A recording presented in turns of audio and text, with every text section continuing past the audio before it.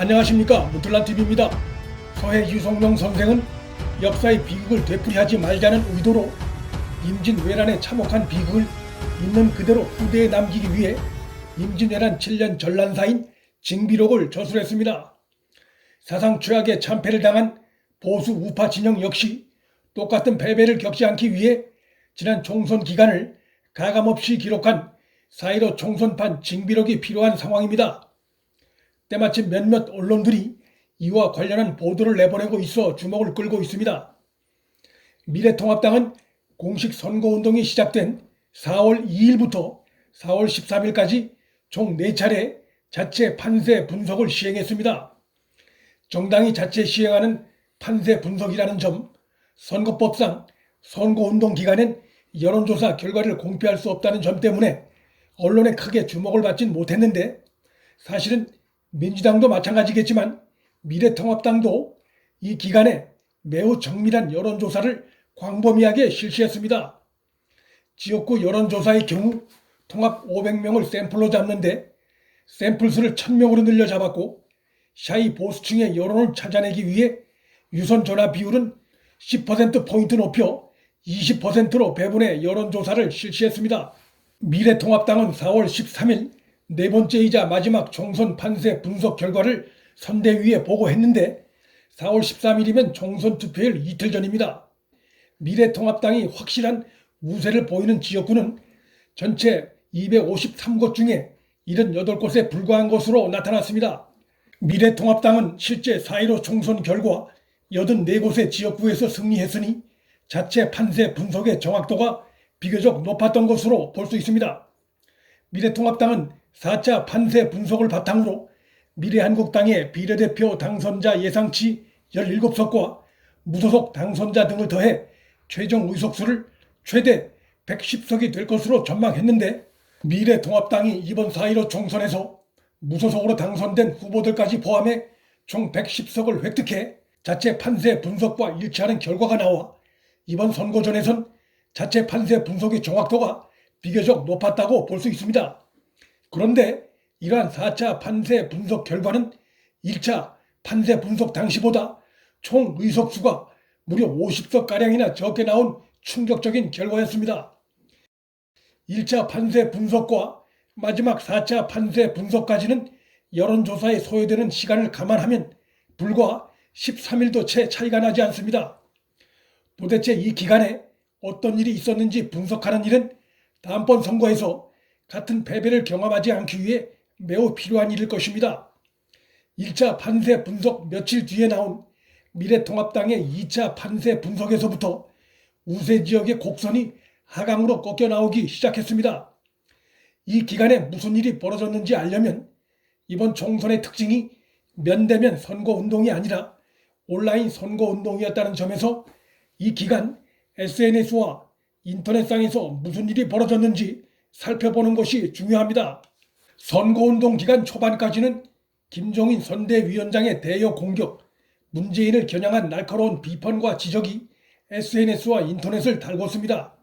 그런데 이러한 온라인 여론 환경이 4월 1일 저녁, 특히 4월 2일부터 급격히 변하기 시작했습니다.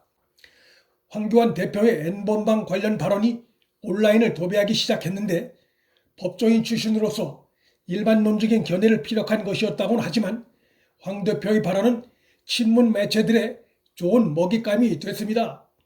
더 큰 문제는 발언 논란이 터지고 난 이후 황 대표나 미래통합당의 위기에 대처하는 자세입니다.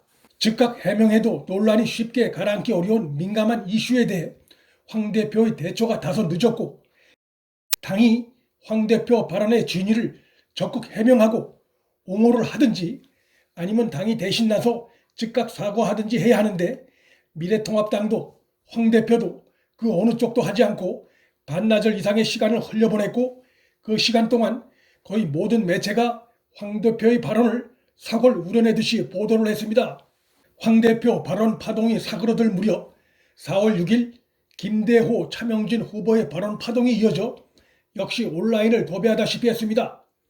30대 중반 40대는 거대한 무지와 착각만 있다는 김대호 후보의 발언은 선거 전략상으로도 해서는 안 되는 발언이었습니다.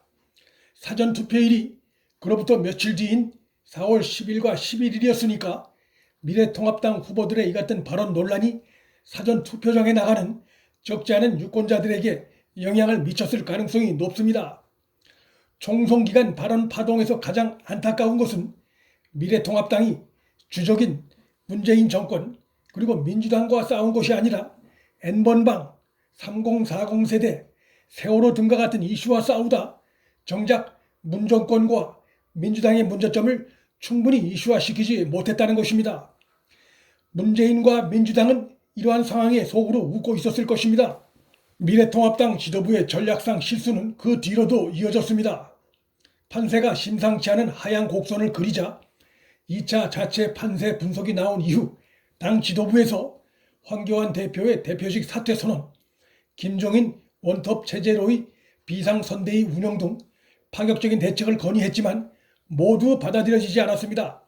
미래통합당의 1, 2차 자체 판세 분석 당시만 해도 수도권에서 서울 광진을, 동작을, 도봉을, 경기 남양주 병 등 지역에서 미래통합당의 후보가 민주당 후보를 이기는 것으로 나타났고 3차 판세 분석부터 이 흐름이 바뀌기 시작했습니다. 미래통합당 지도부가 당내 발언 파동 악재에 대해 좀 더 신속하게, 좀 더 엄격하게 대처했다면 적어도 수도권 박빙 지역에서 이번처럼 미래통합당이 대참패를 하는 상황은 벌어지지 않았을 것입니다.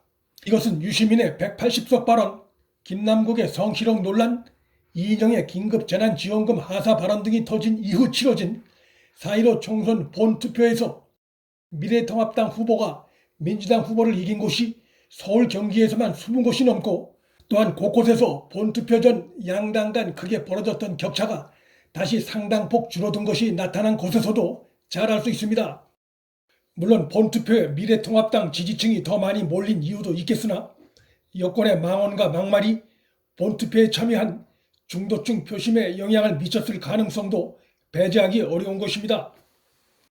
이번 4.15 총선은 문재인 정권의 지난 3년간의 국정 무능과 폭정에 대한 비판이 거센 상황이었기 때문에 미래통합당으로선 충분히 좋은 성적을 기대해 볼 수 있는 선거였으나 선거 임박해 벌어진 코로나 전국과 일부 후보들의 발언 파동이 온라인상에서 과도하게 부각되면서 정권 심판이라고 하는 본질이 희미해진, 그래서 온라인상에서의 여야 간의 이슈의 균형이 깨진 상태에서 치러진 본말이 어처구니없이 전도된 비극적인 선거였다고 할 수 있습니다. 문틀란TV 여기서 마칩니다. 구독과 좋아요, 방송 공유는 방송 제작에 큰 힘이 됩니다. 시청해 주셔서 감사합니다.